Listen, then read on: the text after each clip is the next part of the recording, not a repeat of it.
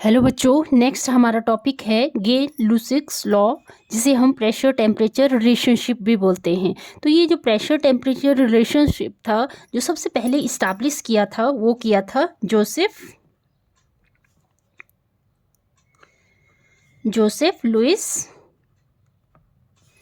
गे-लुसिक ने ठीक है। कब किया था?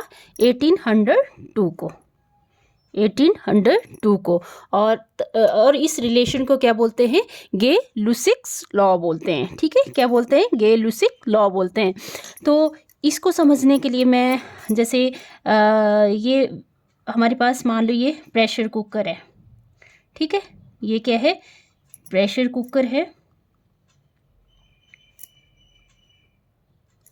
यहाँ पे अगर आप क्या करते हैं, गैस बर्नर को जलाते हैं, तो यहाँ देखो टेम्परेचर बढ़ेगा, तो यहाँ पे जो इसके ऊपर ढक्कन में जो ये विशल है, विशल क्या होगी?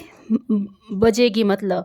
ठीक है, जैसे जैसे टेम्परेचर बढ़ाएंगे विशल आएगी इसमें, और यहाँ का जो वॉल्यूम है वो कांस्टेंट रहेगा। ठीक है, वॉल्यूम कम नहीं होगा। तो यही ये क्या था? गे-लुसिक लॉ था। ठीक है, गे-लुसिक लॉ के अकॉर्डिंग क्या डेफिनेशन है? तो इसके अकॉर्डिंग हम डेफिनेशन बना सकते हैं कि कांस्टेंट वॉल्यूम के ऊपर constant volume at constant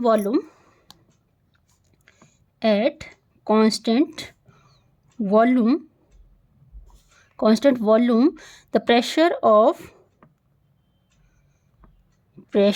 of a fixed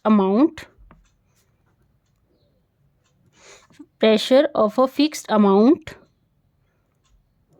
of gas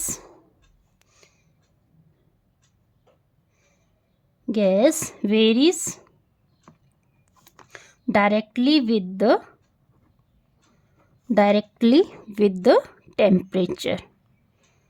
ठीक है, डायरेक्टली विद द टेम्परेचर, मतलब इसमें वॉल्यूम क्या रह रहा है? कांस्टेंट रह रहा है। जैसे जैसे हम टेम्परेचर बढ़ा रहे हैं तो प्रेशर भी बढ़ रहा है, बोलने का मतलब। और मैथमेटिकली कैसे लिखेंगे इसको? मैथमेटिकली वॉल्यूम कांस्टेंट रहेगा, तो P pressure is directly proportional to temperature. ठीक है, pressure is directly proportional to temperature, और इसमें क्या है? वॉल्यूम क्या है? कांस्टेंट। ठीक है, और अगर हमने मैथमेटिकल कैलकुलेशन करनी है तो हमें क्या करना पड़ेगा? अगर इस कांस्टेंट प्रोपोर्शन को हटाते हैं हम, मान लो इसको P1 मान लेते हैं, इसको T1 मान लेते हैं। अगर हम कांस्टेंट प्रोपोर्शनलिटी साइन को हटाते हैं तो P1 इज इक्वल टू के T1।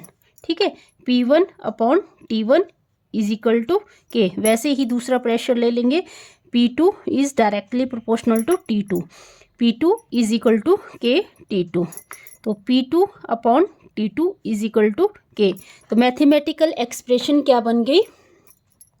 P1 T1 is equal to P2 T2।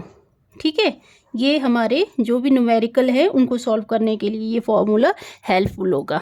ठीक है, और चलो इसी में बता देती हूँ ग्राफ के बारे में थोड़ा सा। ग्राफ कैसे बनता है इसमें? जैसे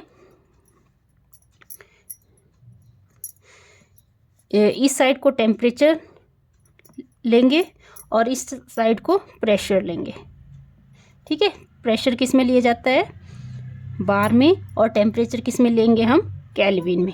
ठीक है, तो इसमें ग्राफ कुछ ऐसे बनता है।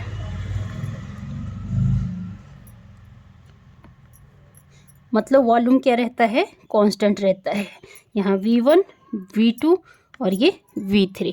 ठीक है, इसमें वॉल्यूम क्या है? कांस्टेंट है, और प्रेशर और टेम्परेचर के बीच में ग्राफ बन रहा है। तो इस ग्राफ को हम क्या बोलते हैं? आइसोकोर। कई बार क्वेश्चन पूछ लिया जाता है, व्हाट इज आइसोकोर? तो आइसोकोर का क्या लिखोगे आप? आइसोकोर। तो अगर आइसोकोर आपको डिफाइन करने के लिए आ जाए तो क्या लिखोगे आप? ये ग्राफ प्लॉट किया जाता है किसके बीच में? प्रेशर और टेम्परेचर के बीच में, at constant volume, is called isochore. ठीक है, the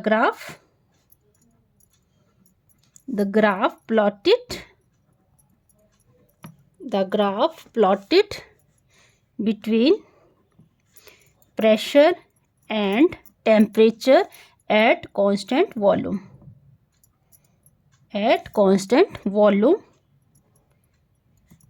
is called isochore. Okay, I hope आपको ये वीडियो अच्छा लगा होगा. अगर अच्छा लगा तो प्लीज़ वीडियो को लाइक करें, शेयर करें, सब्सक्राइब करें चैनल को. Thank you.